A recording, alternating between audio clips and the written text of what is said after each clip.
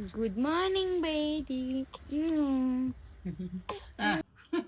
ବିଜୁର ଚୁଟି ଆଉ ମାର୍କା ବଢିଆ ଚୁଟି।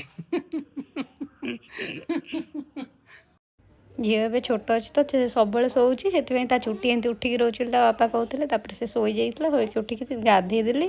ତା ବାପା ତାକୁ ଏଇଠି ପୋଛାପୋଛି କରିଦେଉଛନ୍ତି। ପୁଣି ସେ କାନ୍ଦି କାନ୍ଦିକି ଶୋଇପଡ଼ିଲା।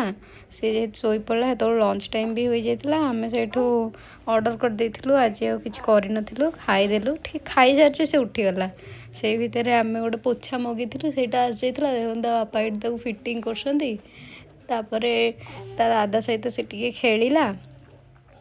ତାପରେ ଖାଇକି ସେ ସେଠୁ ବଫ୍ ହେଲା, ଏଇଠି ବୁଲୁଥିଲା। ଝିଅକୁ ଶୁଆଇ ଦେଇକି ରୁମ୍ ସଜାଡ଼ି ଦେଲୁ, ତାପରେ ପୋଛା ଲଗାଇଦେଲୁ।